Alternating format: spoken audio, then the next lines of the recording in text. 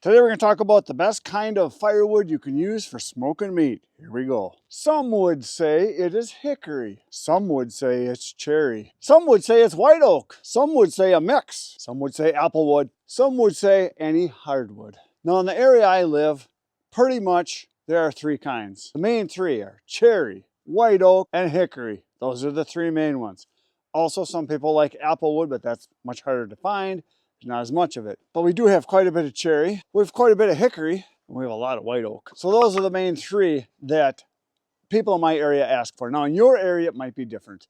You might have almond wood or pecan or some other type of fruit wood or pear or some other type of wood that is very popular for people for smoking meat. Generally, anything that produces a nut or a fruit, anything that produces a crop of harvestable, edible seeds and fruit. Those are the trees generally that most people want for smoking meat. However, I have some people that don't care. They'll burn anything for smoking meat. We're going to talk about all of those people right now. So it doesn't really matter what you smoke, whether it's brisket, ribs, chicken, turkey, fish, sausage, duck, squirrel, goose, worms, I don't care. Whatever you smoke, generally people want to use a hardwood.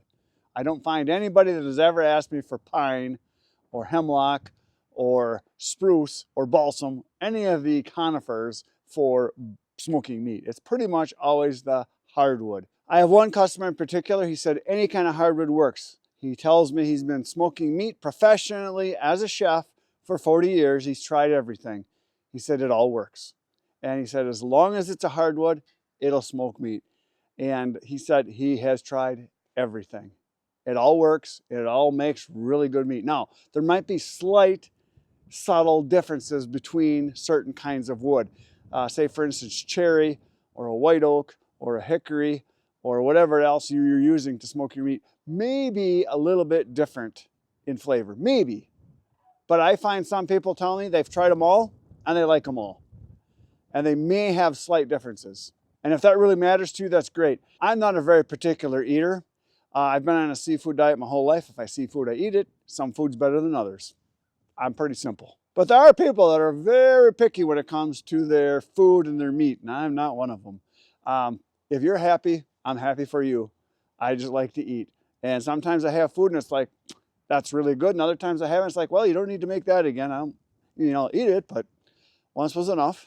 But I'll eat pretty much anything. But there are a lot of people that are very particular. Now, there are a lot of people that swear by apple, that they have to have apple for smoking.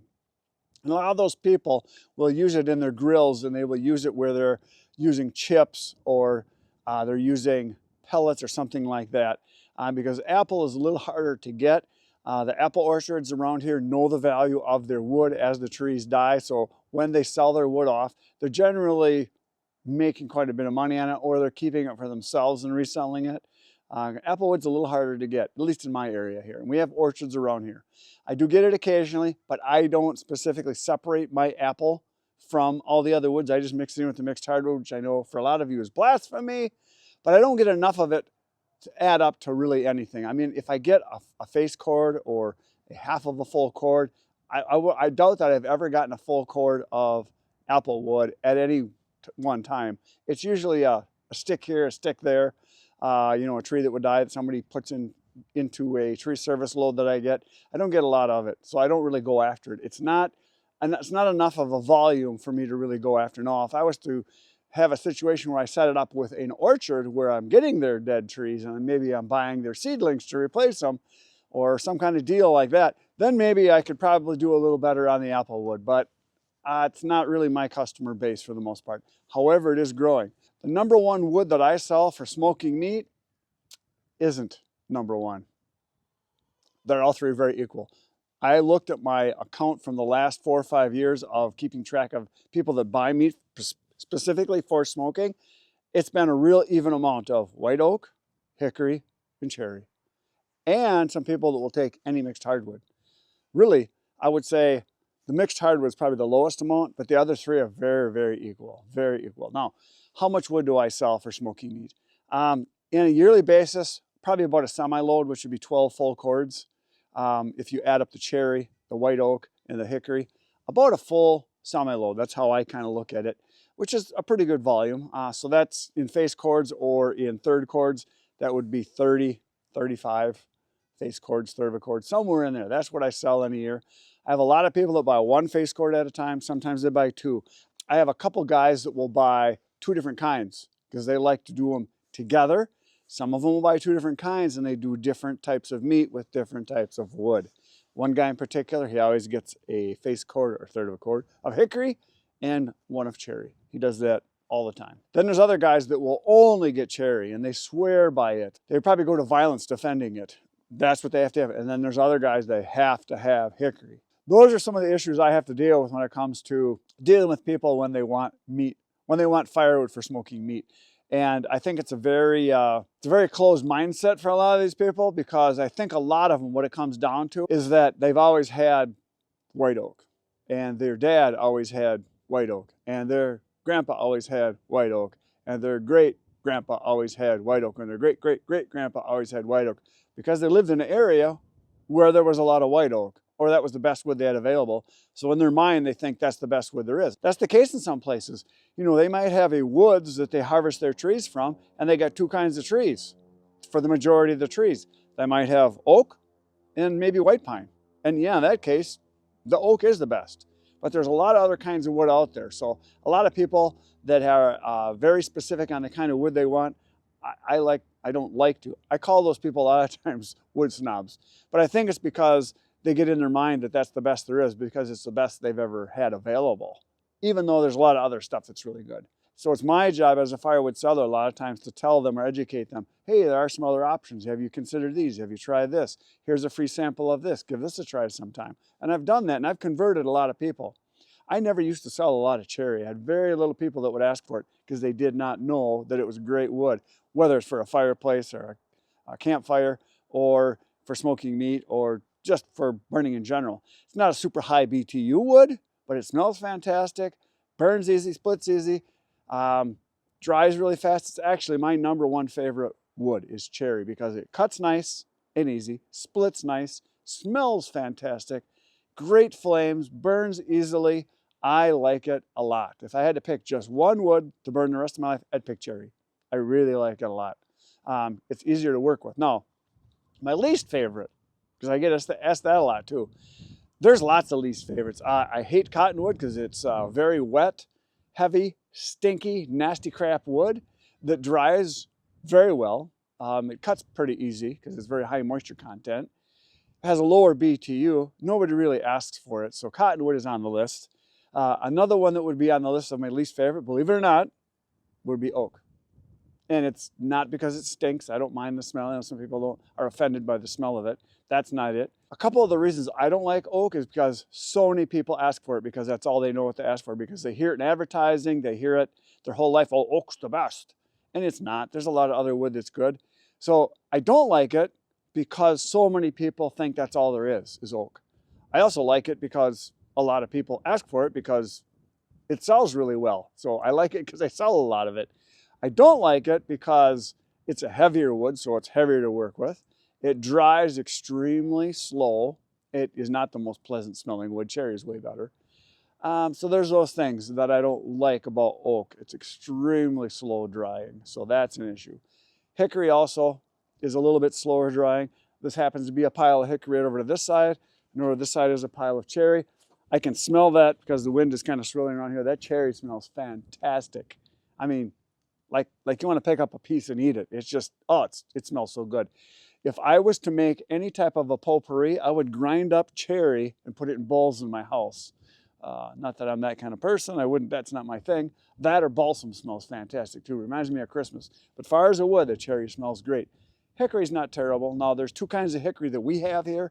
Most of this pile right here is bitternut hickory, which is a smooth bark, and there's also shag bark hickory. We have both kinds in this area. And then there's the white oak. We have several kinds of white oak, because in the white oak family, there's a lot of different kinds. There's dozens of kinds of white oak, dozens of kinds of red oak. Those are the two main kinds that we have as far as family groups, and then it goes into different species in that group. So for white oak, we have just a regular white oak, which is kind of a smooth, it's kind of a lighter, softer bark. And then there's a swamp white oak, which is more of a shaggier bark, kind of like shagbark hickory. Then we have bur oak in our area too, which is a rougher bark, more of a twisty kind of a grain, more limby. It's a harder wood to cut. It's harder to split. They all dry very slow. But so we have those three kinds that I know of, and I'm sure there's others. And in the red oak family, which most people don't ask for smoking, there is actual red oak, and then there's black oak and pin oak and some other kinds of oaks. There's a bunch of them. I don't know them all. To me, they're all red oak. Now, another kind of wood you don't hear much of when it comes to smoking meat is maple. I do have some people that ask for maple for smoking meat, just a couple. And when I run out of a certain kind of wood, say I run out of hickory, or I run out of cherry, or I run out of white oak, and someone says, hey, I want some wood for smoking meat, I say, well, I'm out of the three main kinds, but I do have some hard maple. And I have heard many people that have had great experiences burning and using hard maple. And I've had a few people try it and they say, yeah, it worked great. So I've pretty much only sold hardwoods for smoking meat. Really none of the softwoods like your pines, your balsams, your spruces, cedars, hemlocks, tamarack, stuff like that. I haven't sold any of that for smoking meat. No one's asked for it and I wouldn't recommend it. Only because that's what I've been told. I am not a cook. I can barely boil water. So I'm just going off what all these people that I sell wood to tell me that they've tried and liked and hated and what they recommend. Because they're the experts, not me. I'm telling you about what people buy and what they use and what I hear about all the time. So another thing that comes up from a lot of these people that I sell wood to, firewood to for smoking meat, they want to know how old is it. Some people say they want it as dry as possible. Some people say they want it as wet as possible, like fresh cut, green, because they want as much smoke as possible. Because they're not heating with it, they want smoke. Then I have some people that say they prefer it to be like 50% dry. I get all kinds. I don't know really what to do, and it's hard to have all those kinds of wood in all different stages of actual drying. I just keep making it. I just keep making more, and I try to sell the oldest stuff first. That's generally what I do.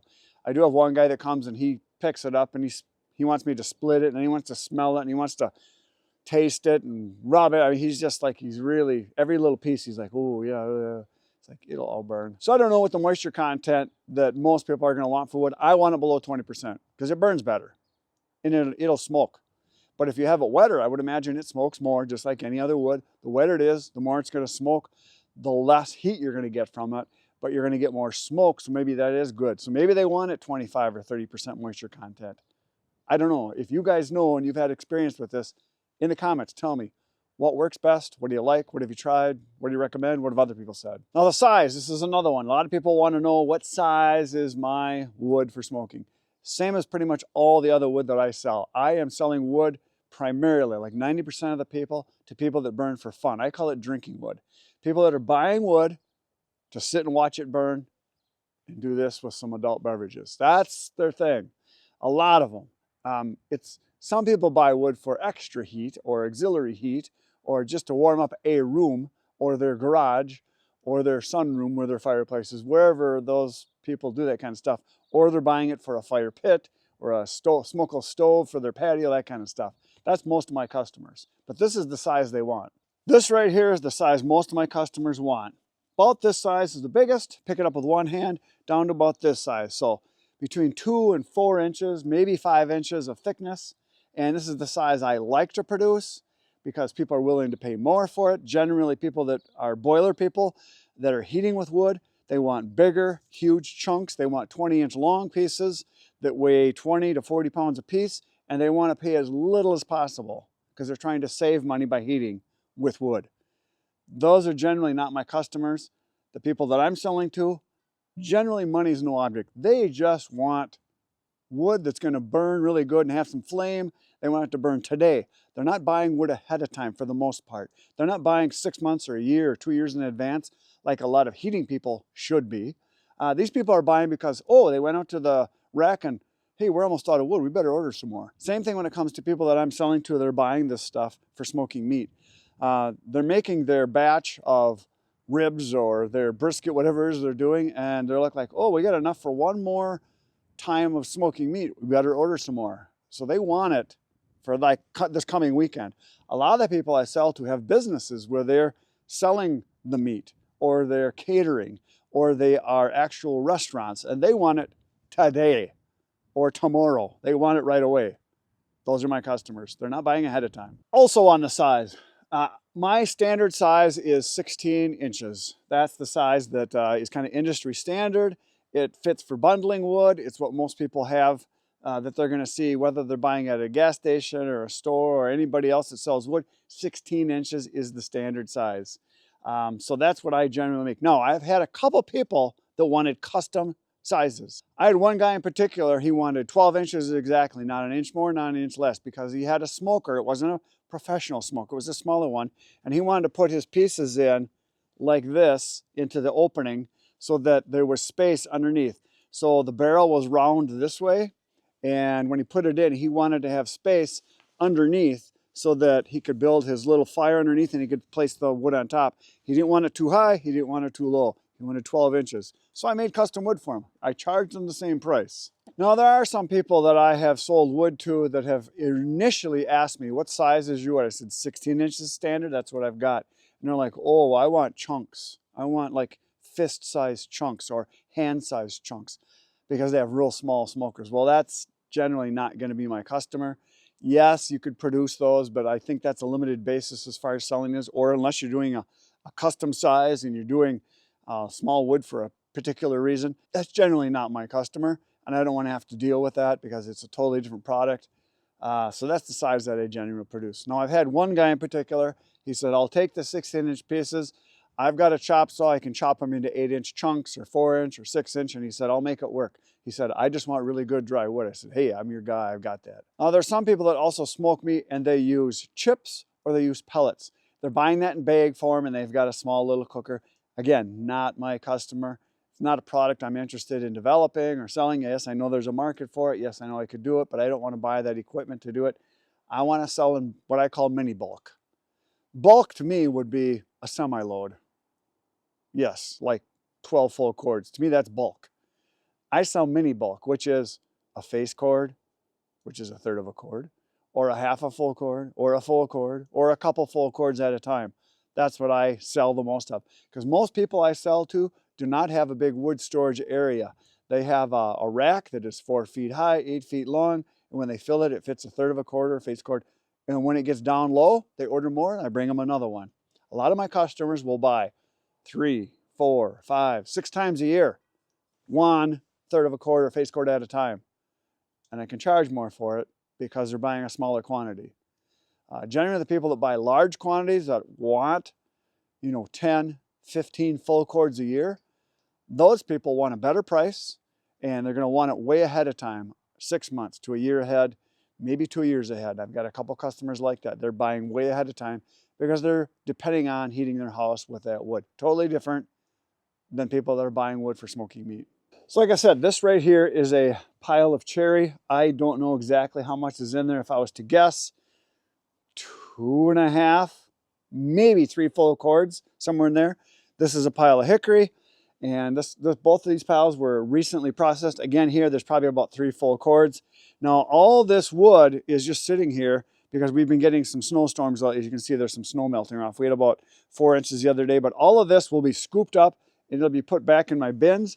I'm gonna take you back to my bins and show you how I dry my wood, all my wood, and especially the stuff for smoking meat right now. So on my way out to my bins, I'm going to show you, this is a pile of wood. You can see all the markings on there. We marked this because this is all white oak. All this is going to be processed into wood for smoking meat or for wood for fireplaces, mostly for smoking. And then if some people want to buy it for their fireplaces, fire pits, they can do that. This pile right here is a new load that I just got in. This is a semi-load. There's actually, I think there's 11 full cords in here, log cords, and I can see by looking right now, it's mostly red oak, but this one right here is white oak.